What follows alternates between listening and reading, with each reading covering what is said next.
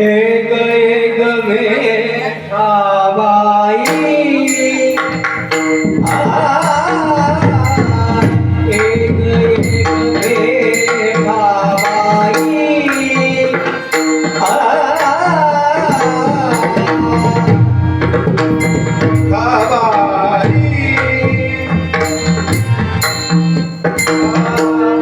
एक एक मेघाबाई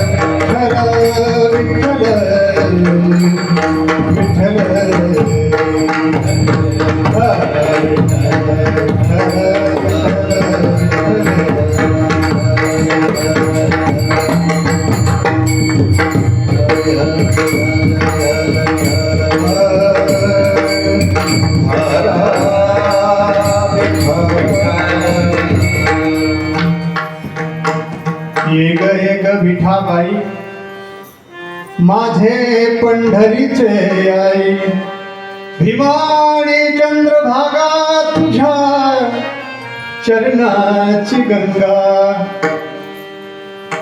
इतक्या सहित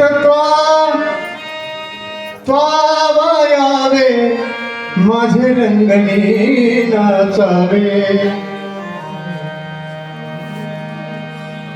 भीमाने चंद्रभागा तुझ्या चरणाची गंगा, माझा रंग तुझे कुणी म्हणे नामयाची जनी,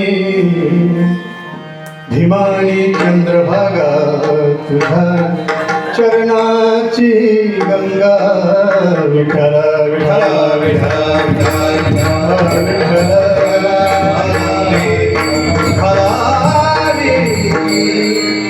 समचरण सरोजम सान्द्र नीलांबुदाभं जगन्पाणि मंडनं मंडनानां, तरुण तुलसी मालां कंधरं कंजनेत्रं, सदैव धवलहासं विठ्ठलं चिन्तयामि,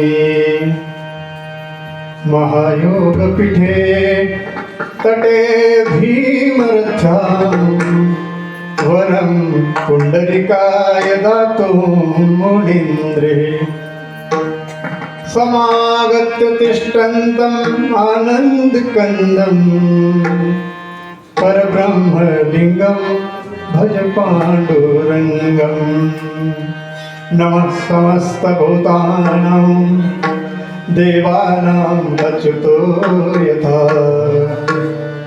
नमः समस्त सुराणां नमो नमामि, मस्तका हे पायावरी यावर करी संताचा, यावर करी संताचा, यावर करी संताचा, मस्तका हे पायावरी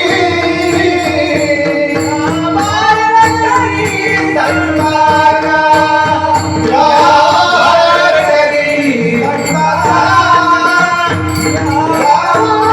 करी संताचा,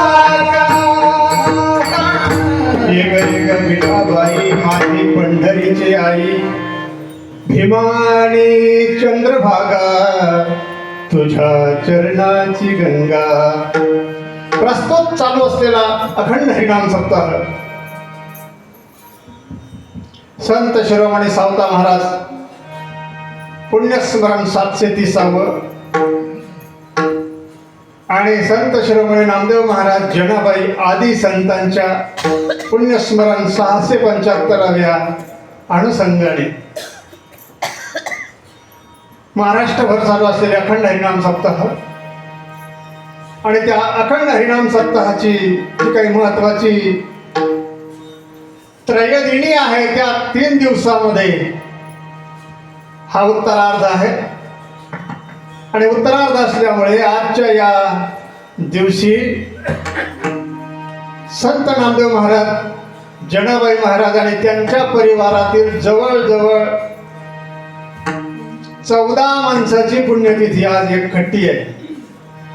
श्री क्षेत्र पंढरपूर महाद्वार या ठिकाणी नामदेव महाराजांची जी पुण्यतिथी आहे ती आज आहे.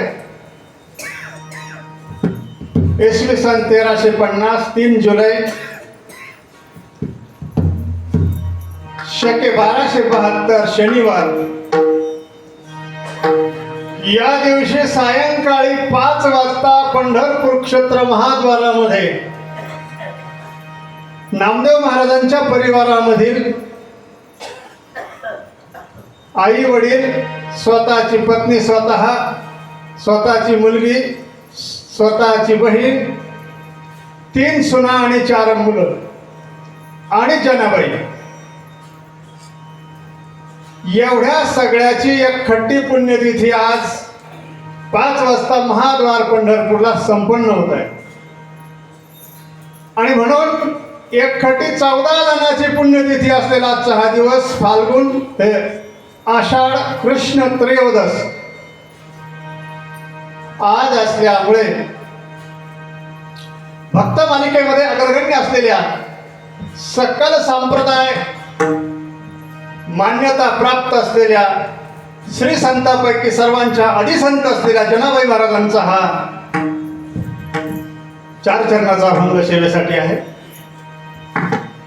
आपल्या या ठिकाणी 28वी ही पुण्यतिथी संपन्न होत आहे. या जागेवर 28व्या पुण्यतिथीच्या अनुषंगाने 5व्या क्रमांकाच्या कीर्तन सेवेमध्ये संत जनाबाई महाराजांचे जे काही जीवन आहे त्या जीवनाचा विचार करण्याकरिता म्हणून या ठिकाणी मुद्दाम जनाबाई महाराजांचा अभंग घेतलेला आहे. विश्व वंद्य संत मालिकेमध्ये श्रेष्ठ असलेल्या जनाबाई महाराज पाहिल्यानंतर असं कोणतं पाप केलं होतं की 4 जन्मापासून दासी, सत्य, त्रेता, द्वापार, कली 4ही जन्मामध्ये दासी वाढवला जातो. आणि परमात्मा हा प्रारब्धामध्ये ढवळाढवळ करत नाही. संताच्या प्रारब्ध असो की भक्ताचा असो की कोणाचाही असो की स्वतःच्या नातलगाचा असो, परमात्मा संताच्या कोणाच्याही प्रारब्धामध्ये ढवळाढवळ करत नाही. ज्यांना स्वतःचे मुलं, स्वतःचा परिवार सगळा सुविधा लावला, स्वतःचा भाषा केवळ 11 वर्षाच्या वयामध्ये निजधामाला गेला, परमात्म्याने त्यामध्ये सुद्धा काही केलं नाही. नाव सांगता येईल का? सांगायचं तात्पर्य परमार्थामध्ये असो की प्रपंचामध्ये संत मात्र प्रारब्ध बदलू शकतात. संत मात्र कर्तुम अकर्तुम शक्ती असल्यामुळे संत प्रारब्ध बदलवतात. स्त्रियेचा तो केला पुरुष उभा. ज्ञानेश्वर महाराजांनी राजकन्या असलेली बांदेगडच्या जयसिंग राजाची कन्या 11व्या वर्षी मुलगी होती पण मुलगा केला. संत हे करू शकतात. संतांनी मेलेला माणूस जिवंत करून त्याच्याकडून ज्ञानेश्वरी लिहून घेतली. सच्चिदानंद बाबा ते आदरे लेखक उदाहरा. पण देव मात्र कोणाच्याही प्रारब्धामध्ये ढवळाढवळ करत नाही. चोखोबा सारखे महान भगवत भक्त मंगळ वेढ्याच्या भिंतीच्या बांधकामामध्ये मातीच्या ढिगाराखाली दबून गेले, प्राण गेला, तरी पण देवाने ढवळाढवळ केली नाही. विठ्ठला विठ्ठला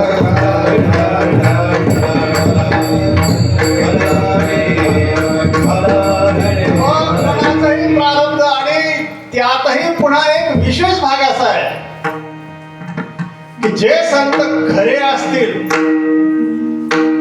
त्या संताला तर देवाने इतकं तापून गेले की त्यांनी पुन्हा मान वर काढू नये इतकं खऱ्या संताला त्या ठिकाणी देवाने त्रास देऊन घेतलेला आहे. वेश्यागणिका सत्य लोका लिहिली,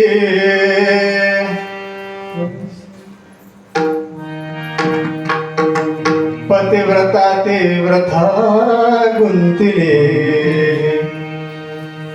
सेवकाच्या ढुंगान मिळे चिंधी चाळका त्रैलोक्य भावे वंदे. हा धुंद झाला तुझा दरबार, धुंद झाला तुझा दरबार, धुंद झाला तुझा दरबार, धुंद झाला तुझा दरबार, धुंद झाला तुझा दरबार, धुंद झाला तुझा दरबार, धुंद झाला तुझा दरबार, धुंद झाला तुझा दरबार. जेण्याबाई स्पष्टपणे म्हणते, देवाच्या दरबारामध्ये न्याय आहे की नाही. बारीक विचार जर पाहिला तर असं वाटतं देवाच्या दरबारात न्यायच नाहीये. पतिव्रताची व्रथा गुंतली, अहिल्याचा शाप नसताना दगड केली. लक्षपूर्वक ऐकता का पण विषय, अहिल्याचा का कुठलाही दोष नसताना दगड केली पतिव्रता. आणि पिंगला नाम वेश्या असेच विदेहस्य नगरे पुराहा. पिंगला नावाची वेश्या विमान पाठवलं, पतिव्रतेचा दगड केला आणि वेश्याला विमानात बसून नेलं. मग न्याय आहे की नाहीये. एखादा खरा सेवक असेल, तनमनाने सेवा करत असेल, त्याचं दारिद्र्य मरेपर्यंत जाणार नाही. आणि चाळका, चाळका या शब्दाचा अर्थ लबाड. चाळक कोणाला म्हणायचं, जो लबाड्या करतो, खालीवर करतो, याला मोठं करीन त्याला चाळक म्हणतात.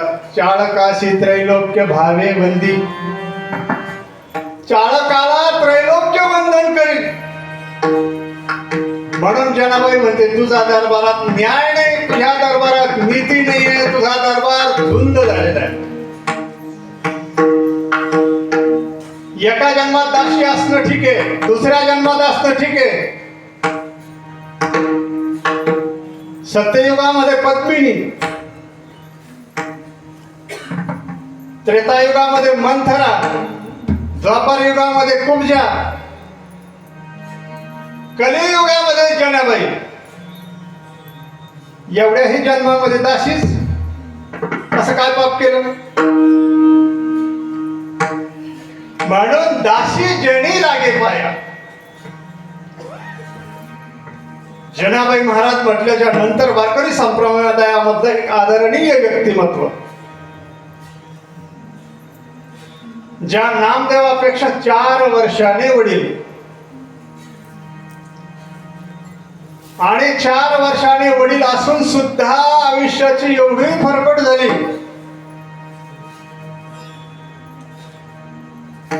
जनाबाई महाराजांचा जन्म परभणी जिल्ह्यात गंगाखेड गावी झाला. जनाबाई महाराजांच्या वडिलाचं नाव वरुंड आणि आईचं नाव दमाबाई. लक्षात ठेवा. आणि मातंग कुळामध्ये जन्म झाला. विठ्ठला विठ्ठला विठ्ठला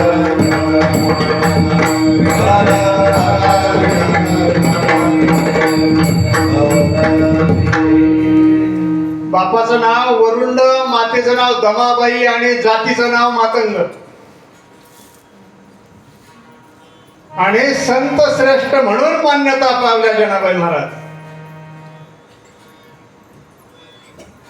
आणि जन्मापासून जवळजवळ 84-85 वर्ष जगल्या या पंढरपुरामध्ये. आणि थोडे अभंग लिहिले पण एवढे सुंदर लिहिले. जनाबाईचे अभंग देवाने लिहिले. जनाबाईला काय येतं? अक्षर कशाला म्हणते याचा काय तपास आहे? सारा आयुष्य कष्ट करण्यामध्ये गेलं. आपण पंढरपूरला देवाच्या दर्शनासाठी जातो आणि जनाबाईला दर्शन देण्यासाठी पंढरपुरात असून सुद्धा देवाला जावं लागायचं. जनाबाईला दर्शन देण्याकरिता देवाला मंदिर सोडून जनाबाईच्या घरी म्हणा, जनाबाई गौऱ्या वेचीत असेल तिथं म्हणा, चंद्रभागेच्या पलीकडे म्हणा, देवाला जावं लागायचं. मग यावरून जनाबाईचा अधिकार आपण लक्षात घेतला पाहिजे.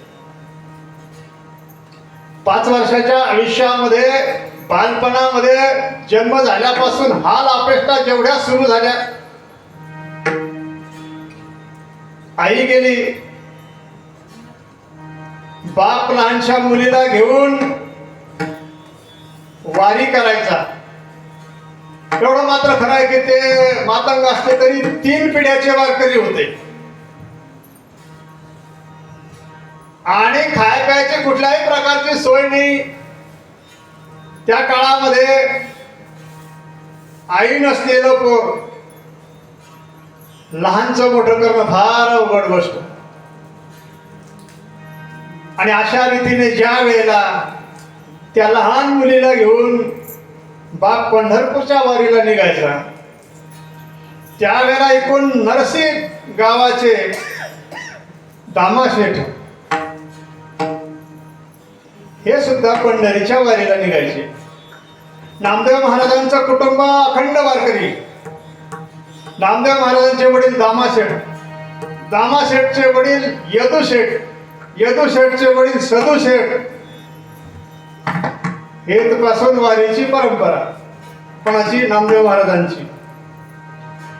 सदुशेठ वारी करायचे, मग यदुशेठ करायचे, नंतर दामाशेठ करायचे, दामाशेठ नंतर पंढरपूरलाच गेले. विठ्ठला विठ्ठला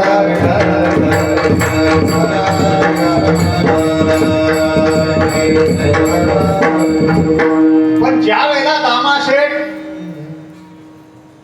पंढरपूरच्या वारीला निघायचे त्यावेळेला दामाशेठ आणि गोनाई हे दोघं असायचे. आणि मराठवाड्यातले बरेचसे संत वारीला येत असताना पैठणला, पैठणच्या नंतर पुढे त्यांचा रस्त्याने मिलाप व्हायचा. त्यावेळेला ओळख झाली. तुम्ही कोणत्या गावचे? सगळ्यांनी पाहिलं ही मुलगी खांद्यावर घेऊन जाणार हा माणूस दिसतो, कपडे नीट नाहीये, जात नीट नाहीये, बोलणं नीट नाहीये. दामाशेठ जवळ गेले, विचारलं का रे बाबा तू कुठला? सांगितलं मी गंगाखेडचा.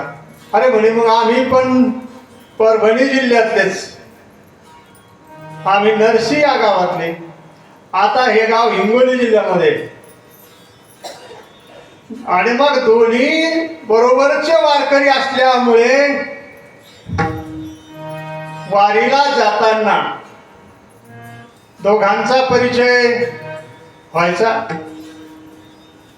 आणि वारीला जात असताना यांच्याजवळ जे काही थोडंफार काही असलं ते जनाबाईला खायला द्यायचे. विठ्ठला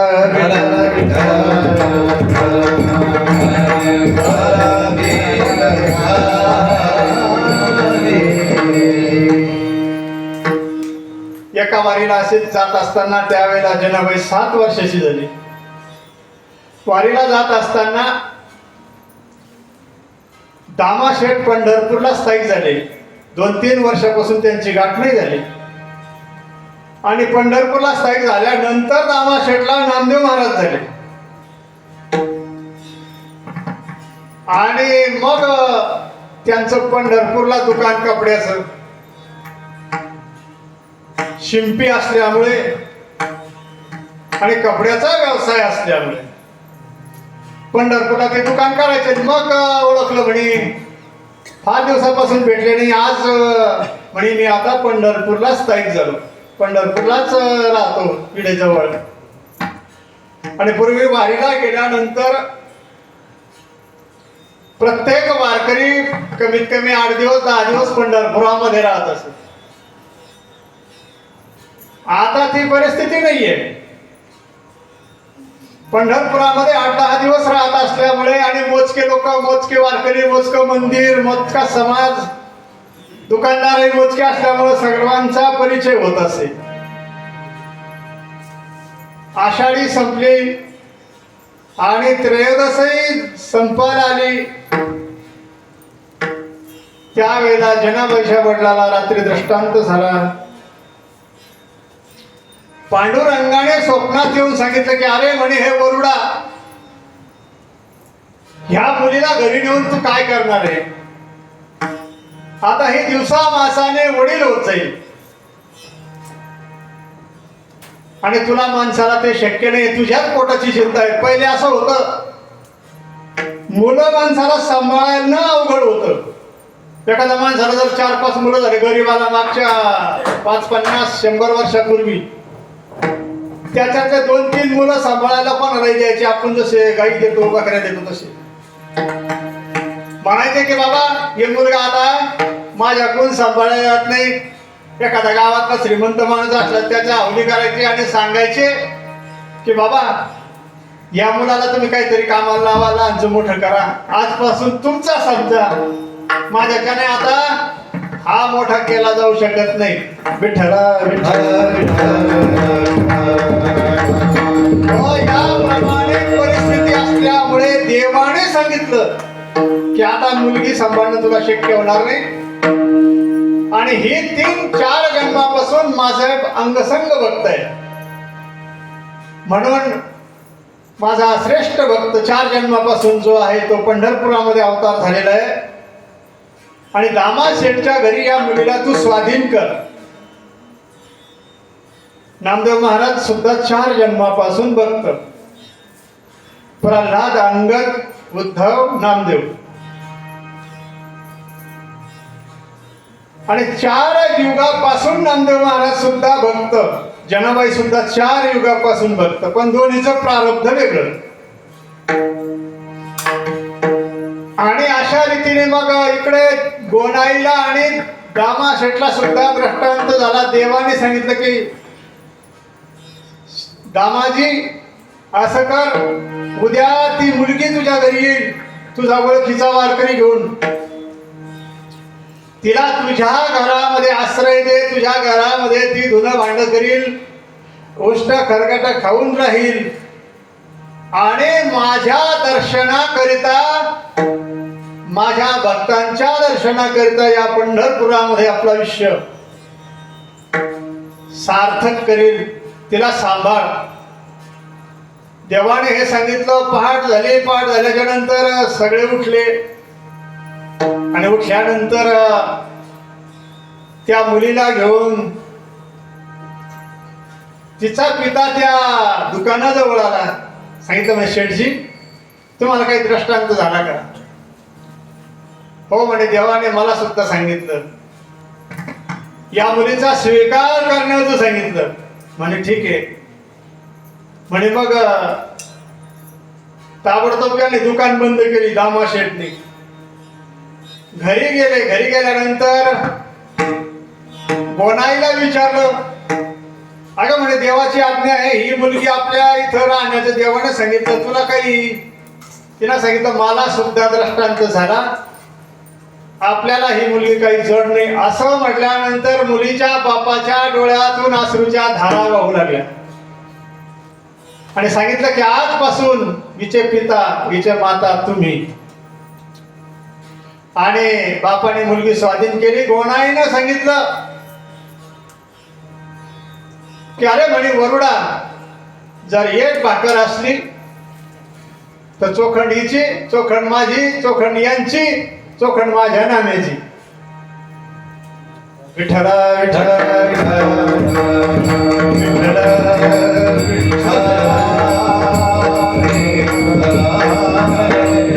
या रीतीने नामदेव महाराजांच्या घरी जनाबाई सेवा म्हणून काम करू लागली.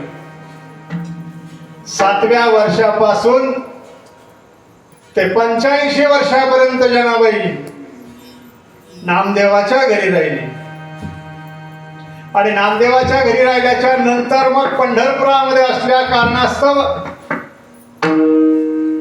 नामदेव महाराजांचे वडील वारकरी असल्यामुळे त्यावेळेला ज्ञानेश्वर महाराज नामदेव महाराज हे भक्त वारकरी नव्हते, लहान होते, परंतु त्यांच्या घरी दामाशेठ वारकरी असल्यामुळे पंढरपूरला आलेला प्रत्येक माणूस त्यांचे दुकान असल्यामुळे मग सावता महाराज असतील, गोरोबा काका असतील, मानकोजी पाटील बोधले असतील, सेना न्हावी असतील, हे सगळे संत सगळ्यांना वडील. सावता महाराज नामदेव महाराजांच्या पेक्षा जवळजवळ 25-30 वर्षांनी वडील. 1272 आणि 1217 याच्यावर तुम्ही हिशोब लावून घ्या. सावता महाराज 1217 मध्ये गेले, नामदेव महाराज 1272 मध्ये गेले. विठ्ठला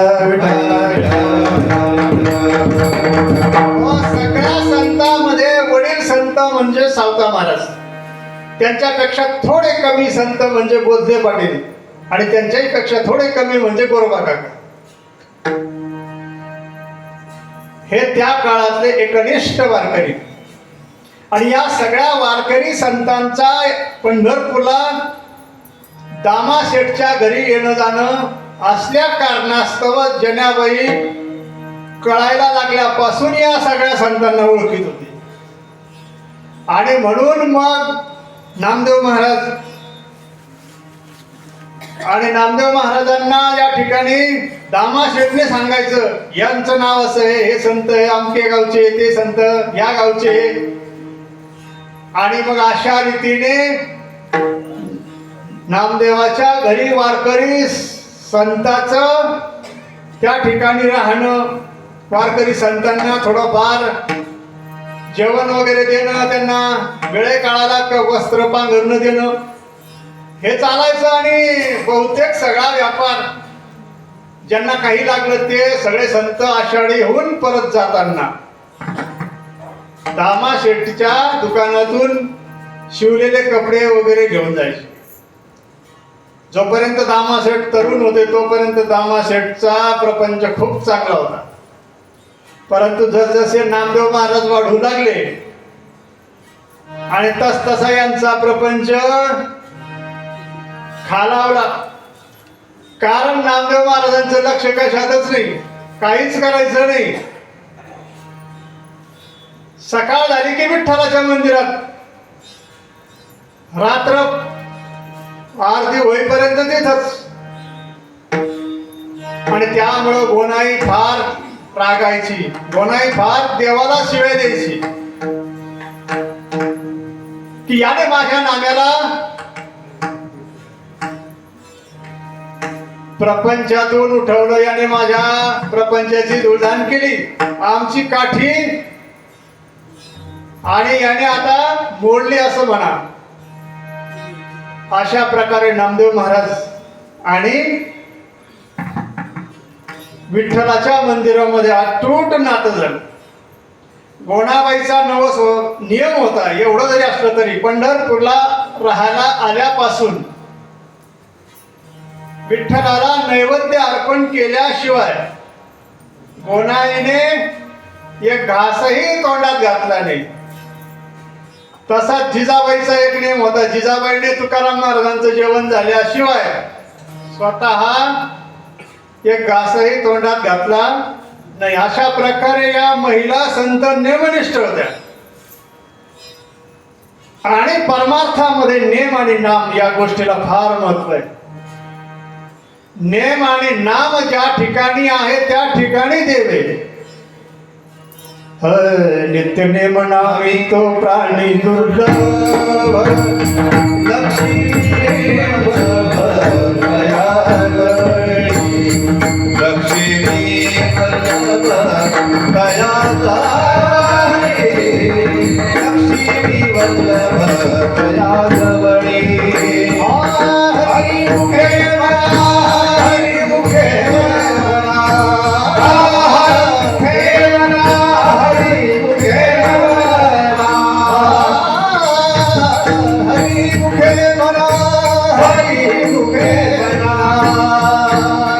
Hare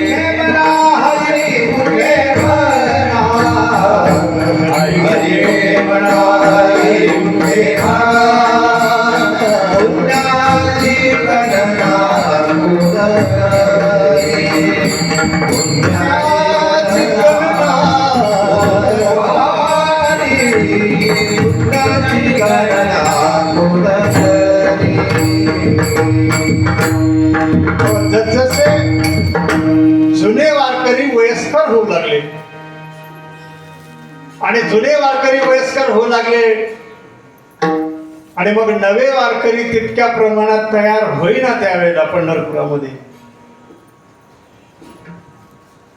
नंतर मग ज्ञानेश्वर महाराज, निवृत्तीनाथ महाराज आदी भावंड यांना देवाने स्वप्नामध्ये दृष्टांत दिला. ज्या वेळेला ज्ञानेश्वरी लिहिली, शके 1272 तै टीका केली ज्ञानेश्वरी सच्चिदानंद बाबा ते आदरी लेखकू झाला. ज्ञानेश्वरी संपूर्ण झाल्यानंतर पांडुरंगाने माऊलीच्या स्वप्नात जाऊन सांगितलं की बाबा रे, जुने वारकरी वयस्कर झाले, जुन्या वारकऱ्यांचं पंढरपूरला येणं कसं शक्य होईल आणि हा संप्रदाय नष्ट होईल. ह्याकरिता तुम्हाला काहीतरी करावं लागेल, तुम्हाला पंढरपुरा यावं लागेल, मग भगवत भक्तीचा प्रसार करावा लागेल. आणि ज्ञानपीठ असलेली आळंदी, ज्ञानपीठ आळंदीतून परमार्थाचा प्रवाह पंढरपूरला यावा लागेल, पंढरपूरहून पैठणला यावा लागेल. हा दृष्टांत झाल्यानंतर ज्ञानेश्वर महाराज दादाला म्हणतात, दादा आपल्याला पंढरपूरला जायचंय. दादा म्हणजे कोण? सकळ तीर्थे निवृत्तीच्या पायी, निवृत्तीच्या पायी, सकळ तीर्थे निवृत्तीच्या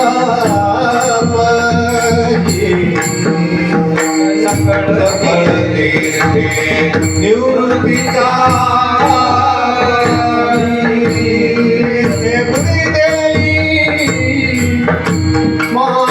माझे मना गुळी माझे मना सकळ निवृत्तीच्या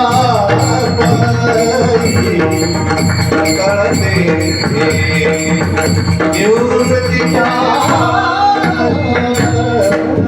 ते गुळी माझे मना तेथे गुढी दे माझे मना, तेथे गुढी दे माझे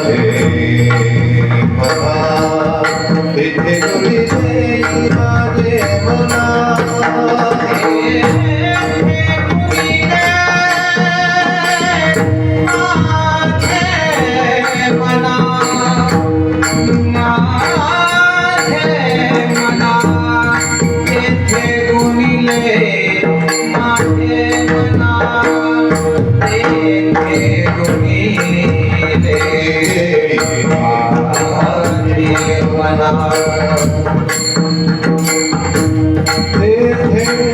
गुढी देई माझे मना सकळ तीर्थे निवृत्तीच्या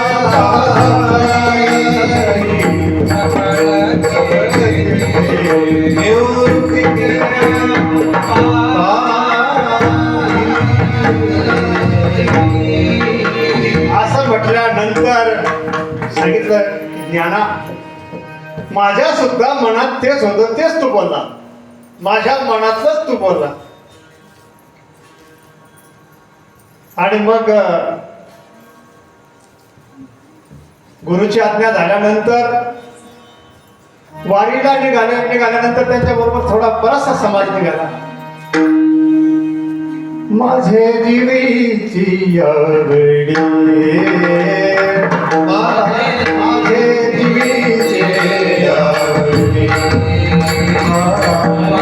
माझे जीवीची आवडी,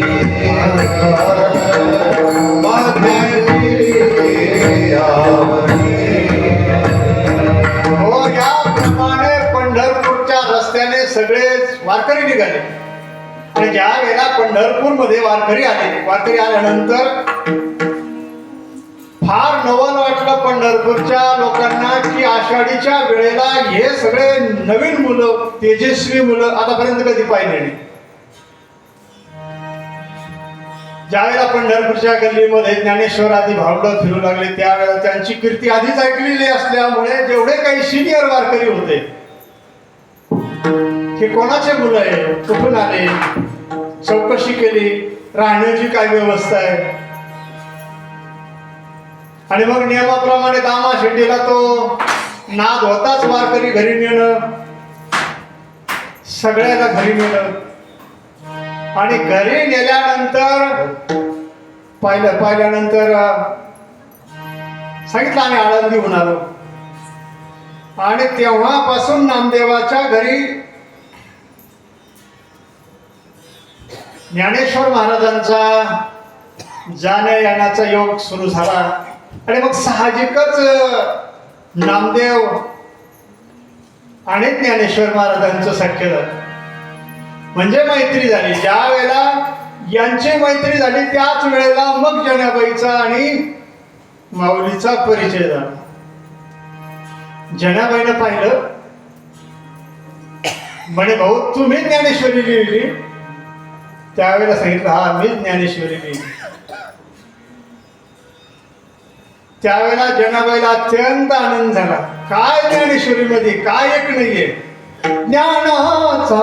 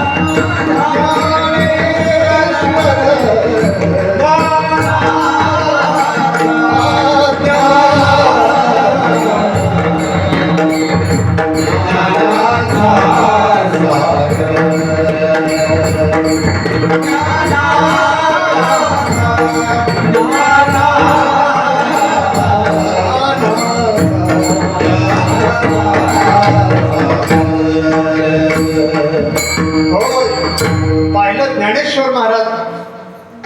आणि ते तेच पाहिल्यानंतर जनाबाई म्हणतात, माई होळी माई माणी करी जीवाची ओवाळणी, परलोकीचे तारू सखा माझा ज्ञानेश्वर. तेव्हापासून जनाबाई आणि ज्ञानेश्वर महाराज जनाबाईला मोठी बहीण मानायची. लक्षात घ्या, वारकरी संप्रदायामध्ये जातीला महत्व नाही. कोणत्या जातीचा आहे याला वारकरी संप्रदायामध्ये महत्व नाहीये. वारकरी संप्रदायामध्ये कोण श्रीमंत आहे कोण गरीब आहे याला महत्व नाही. आणि वारकरी संप्रदायामध्ये कोण लहान आहे कोण मोठा आहे याला महत्व नाही. पाया पडे जन एकमेका, तीन तत्व वारकरी संप्रदायाचे विश्वमान्य आहे. वारकरी संप्रदायामध्ये जातीला महत्व नाही. पुन्हा एकदा ऐका, वारकरी संप्रदायामध्ये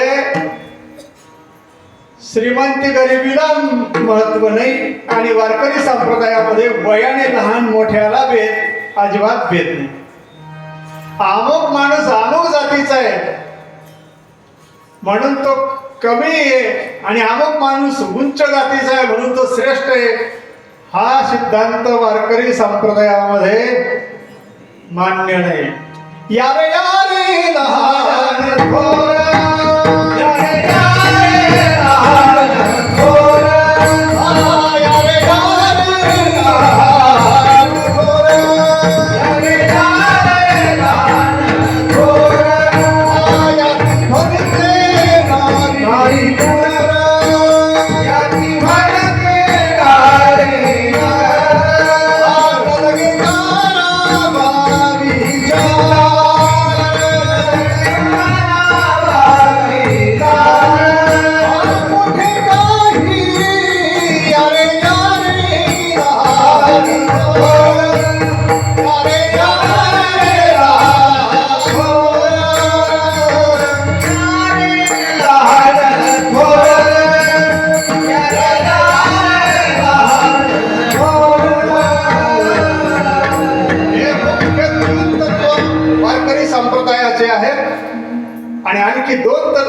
वारकरी संप्रदायाचे आहेत की वारकरी संप्रदायामध्ये कोणालाही जवळ करायचं, कोणालाही दूर करायचं नाही. दुराचारी असो, सदाचारी असो, कोणाचे दोष पाहायचे नाही, हे वारकरी संप्रदायाचे नियम आहेत. आता असं झालं, अमुक लोकांना त्यांची पुण्यतिथी करावी, माळ्यानं माळ्याची करावी, कुंभारानं कुंभाराची करावी, हे संप्रदायाला मान्य नाही. किंवा आमच्या मंदिराची सेवा आमच्यानंच करावी, हेही संप्रदायाला मान्य नाही. कोणाही कुठेही जावं, कोणाही कोणत्याही मंदिराची सेवा करावी, कोणत्याही देवाचा सप्ताह करावा. विठ्ठला विठ्ठला विठ्ठला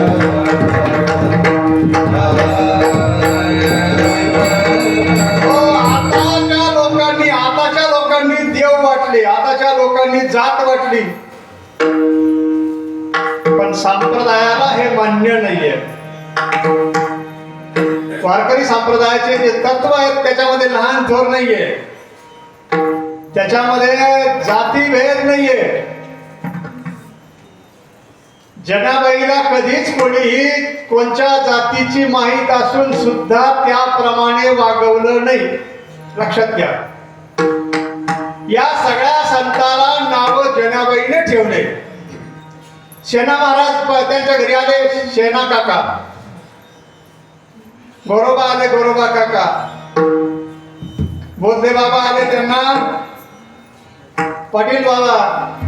सावता महाराजांना सावता बाबा, हे नाव जनाबाईने ठेवले. यावरून जनाबाईचा अधिकार फार मोठा होता परमार्थामध्ये. आणि एवढे संत आल्यानंतर वारकऱ्याचा कायदा एकच, ज्यांना विठ्ठलाची शपथ घेतली त्यांना किती मोठा गुन्हा करेल असला तरी माफ. ज्याच्या गळ्यात तुळशीची माळ आहे त्याला नुसती माळ वर केली तरी त्याला कोणी खोटं म्हणणार. कारण हे तत्व आहे. तुम्हाला 3 सांगितले आणि 2 म्हणजे माळ घालायची आणि पथ्यनाम विठोबाचे आणि वाचे न शिवी, हे 5 तत्व वारकरी संप्रदायाचे. यावर वारकरी संप्रदाय उभा असल्यामुळे आज इतक्या लाखांना गर्दी, इतक्या लाखांना अन्नदान, आणि लोक या भावनेतून पैसे देतात. विठ्ठला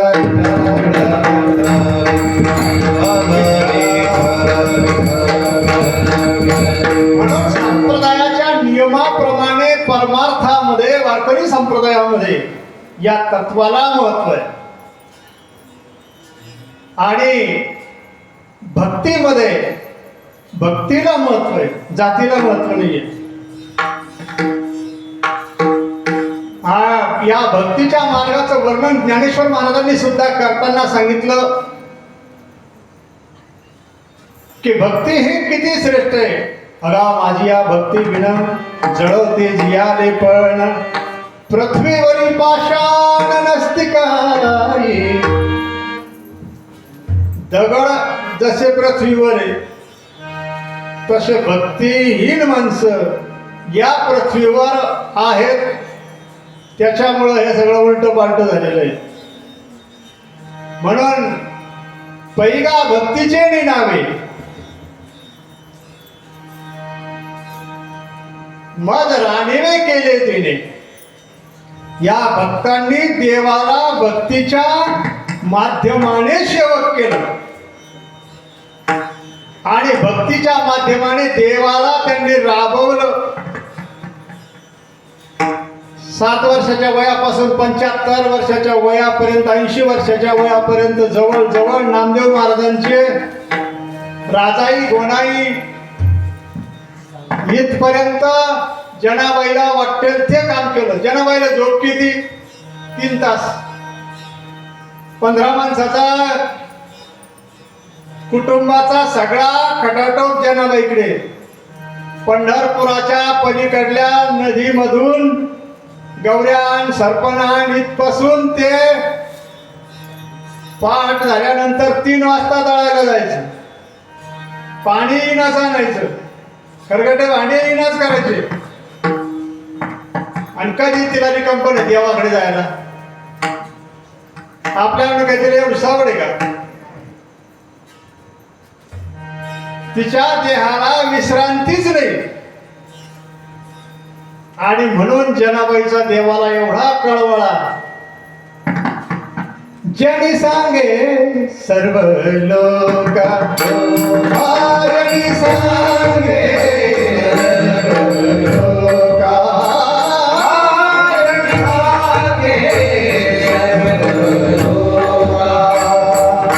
जनी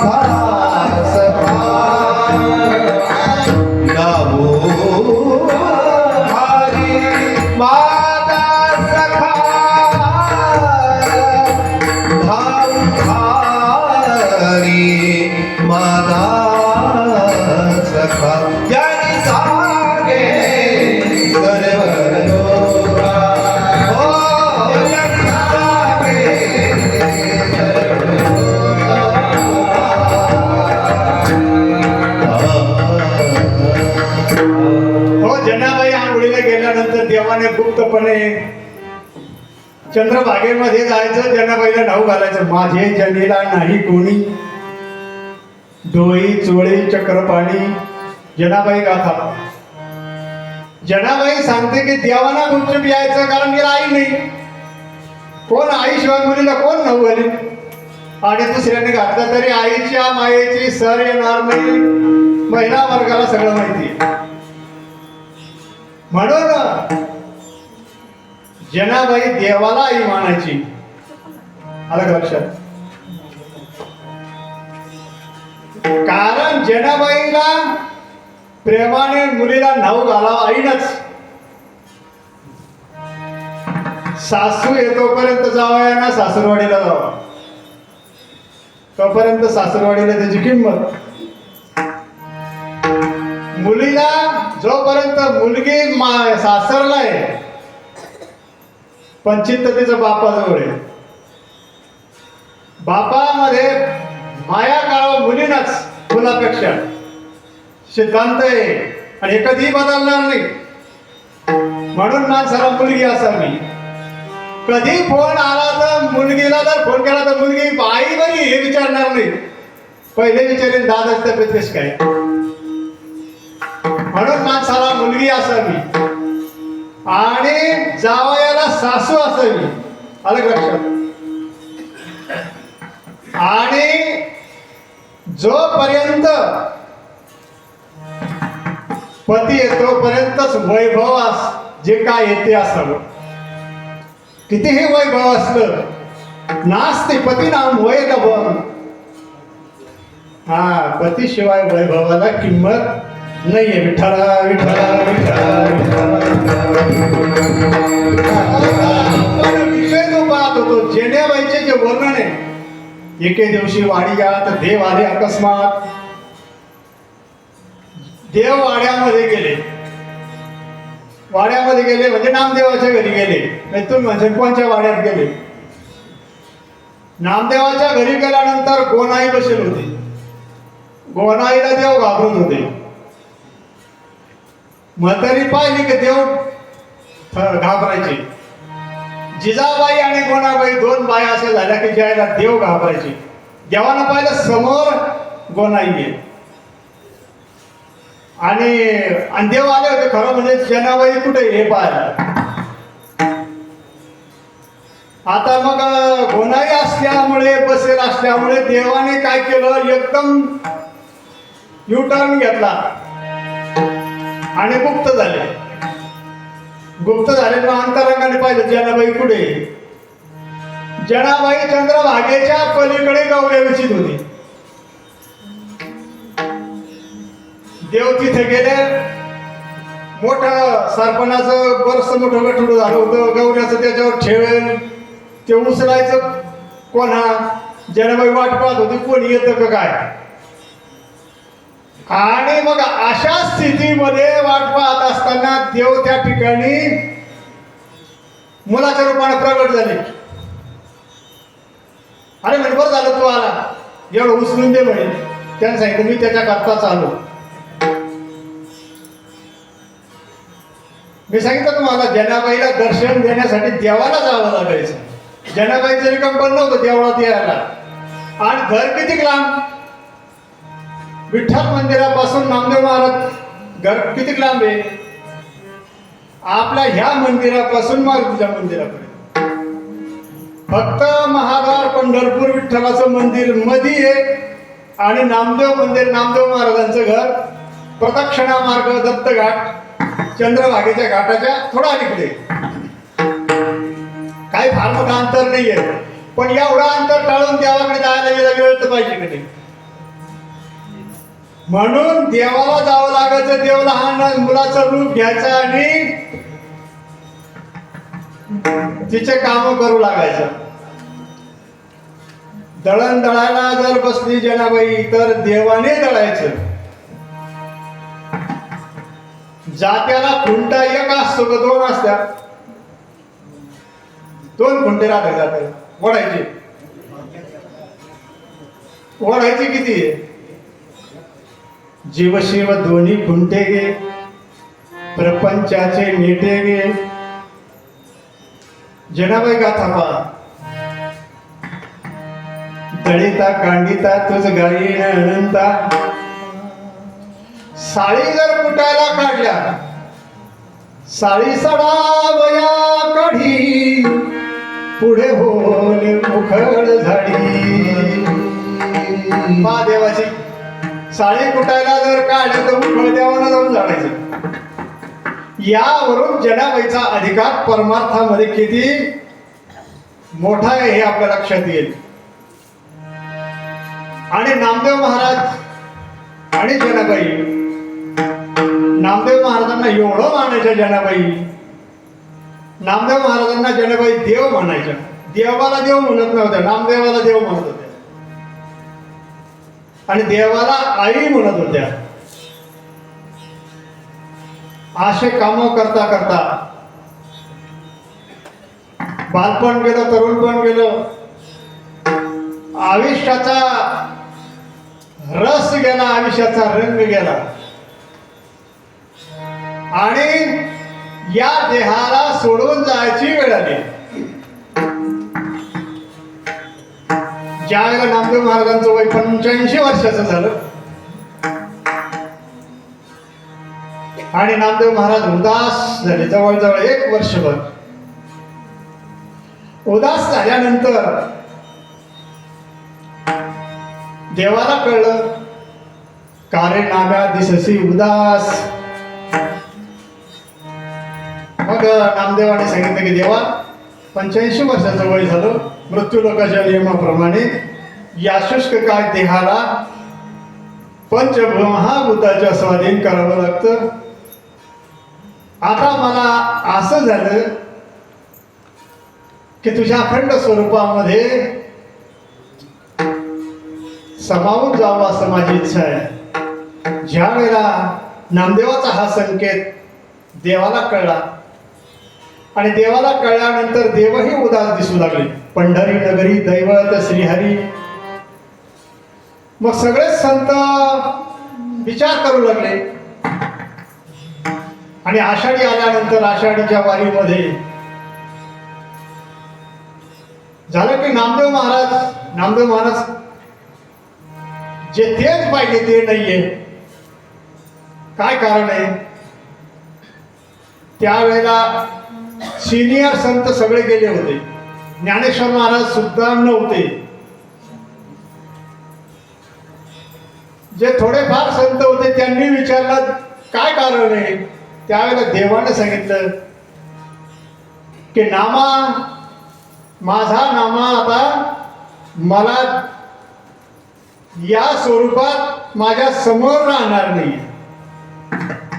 पण असं कळल्यानंतर बराचसा समुदाय आषाढी झाली, पौर्णिमेचा काला झाला.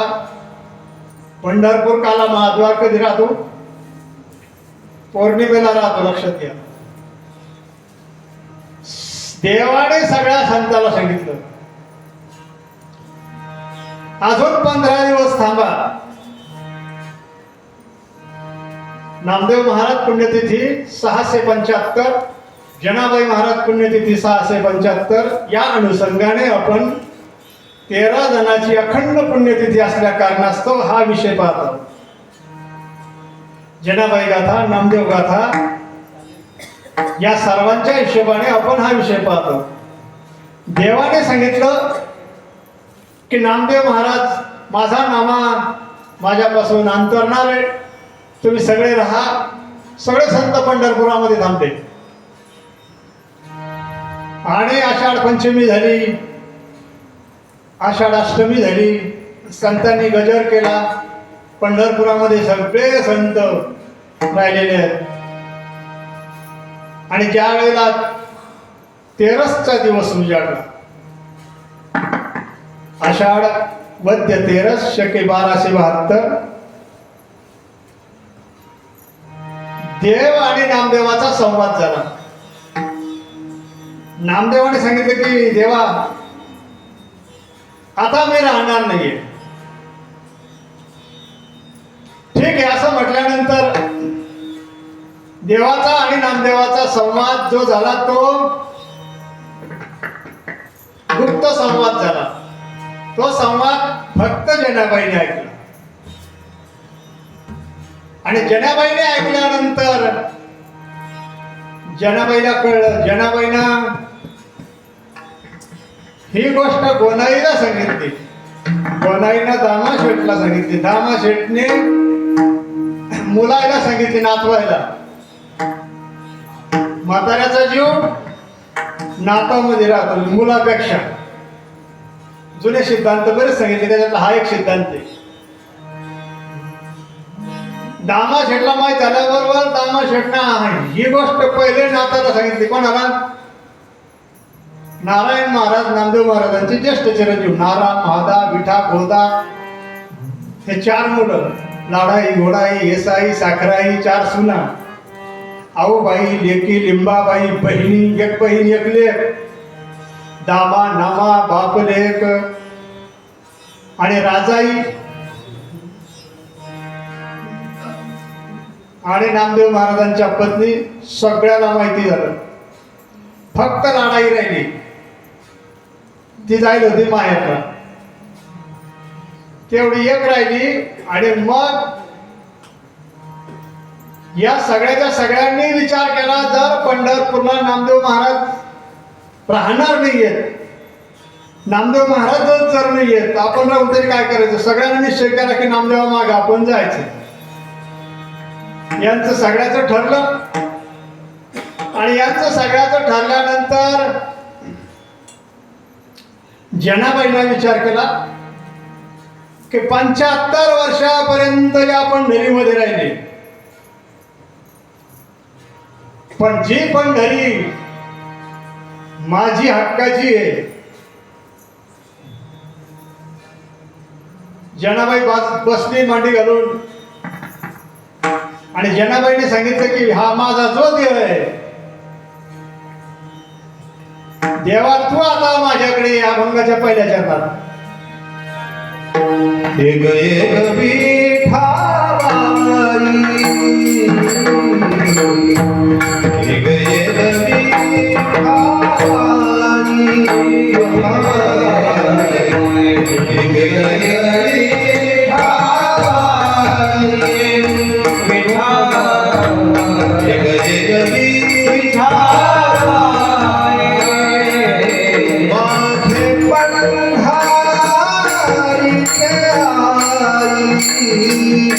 माझे पंढरी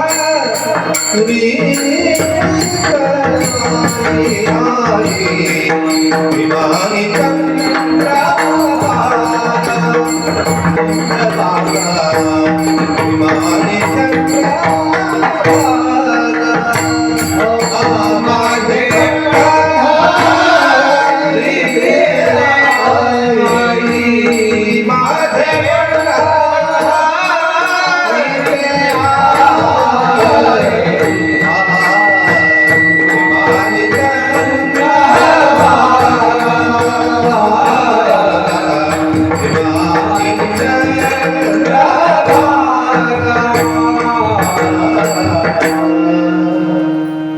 माझी ही जी देहरूपी पंढरी आहे त्या पंढरीमध्ये ये ग विठाबाई, कारण तिथं खुदच पंढरपूरला होते, मग पंढरीची आई म्हणायची काय गरज आहे?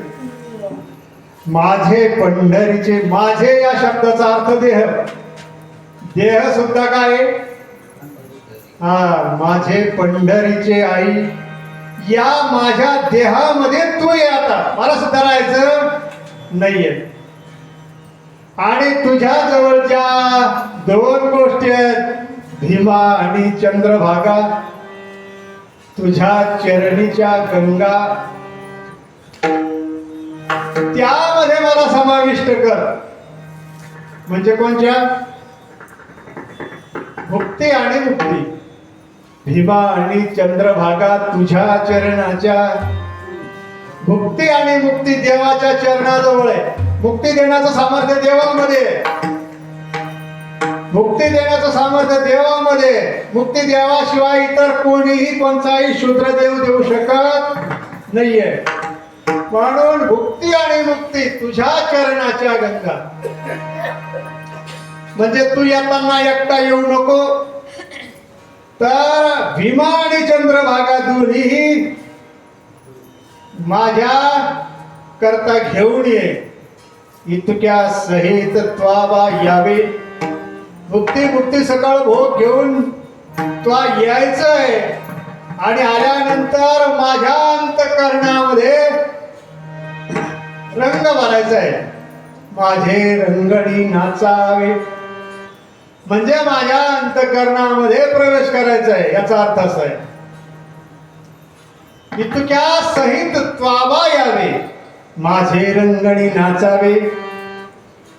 आणि ज्या वेळेला तुझा भुक्ती मुक्तीसह,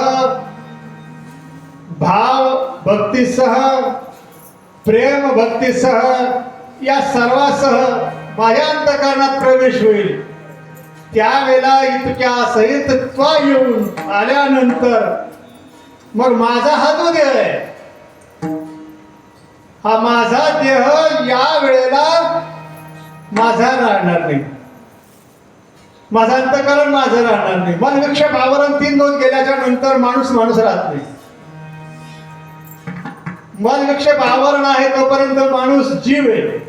मन विक्षेप आवरण गेल्यानंतर माणूस राहत नाही. आणि माणसाला या ठिकाणी जन्म मरण राहत नाही. म्हणून ज्ञानेश्वर महाराज म्हणतात, किंबहुना येणे एकेची शरीरे, शरीरा येण्याची सरे, किंबहुना येर झारे चिरापडे. विठ्ठला विठ्ठला म्हणून सांगितलं की तू एकटा येऊ नको, सगळा ये. आणि एवढ्या गोष्टी घेऊन ये, भुक्ती मुक्ती प्रेम रस हे सगळं घेऊन आल्यानंतर, इतक्या सहित आल्यानंतर माझा देह माझा राहणार नाही, तर माझा रंग तुझे म्हणा. रंग तुझे दोन्ही, माझा रंग तुझे दोन्ही, माझा रंग तुझे दोन्ही, माझा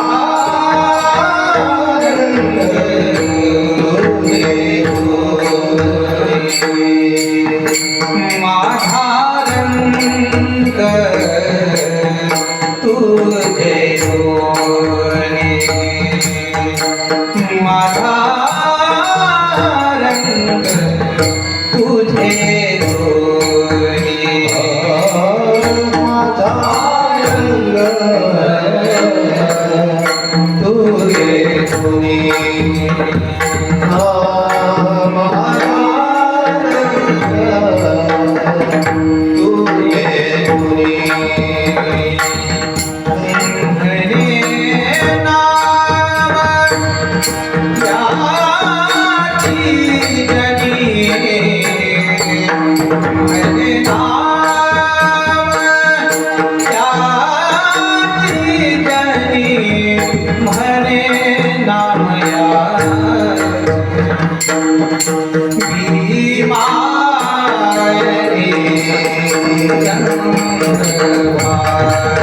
Ah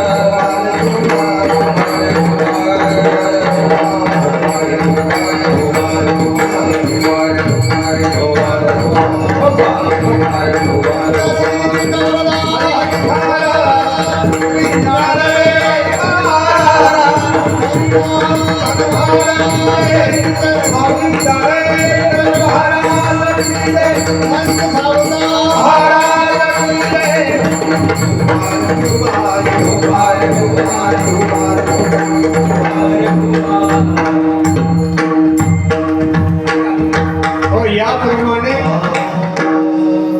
नामदेव महाराजांच्या कुटुंबातले 13 माणसं महाद्वाराजवळ गेले, महाद्वाराजवळ बसले आणि महाद्वाराजवळ गुप्त झाले. जनाबाई महाद्वाराच्या बरीचशी मागे येऊन बसल्यानंतर म्हटल्याप्रमाणे स्वतः पांडुरंग परमात्मा जनाबाई समोर प्रगट झाले आणि माझा रंग तुझे कुणी, याप्रमाणे जनाबाईंचा हा पार्थिव देह भगवत स्वरूप झाला.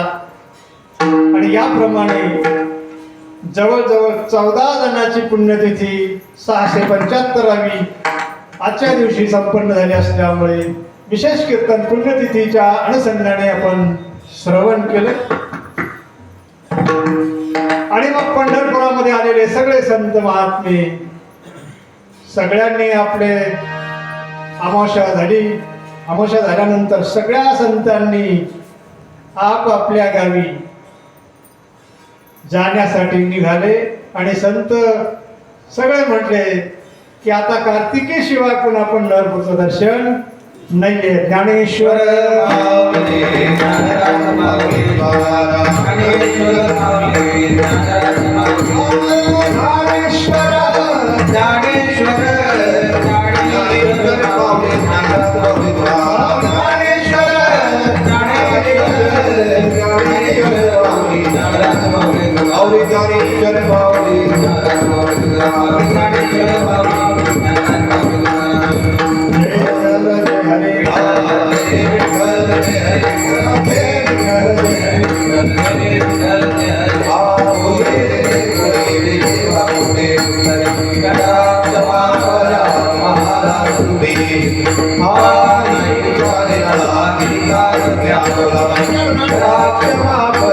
महाराज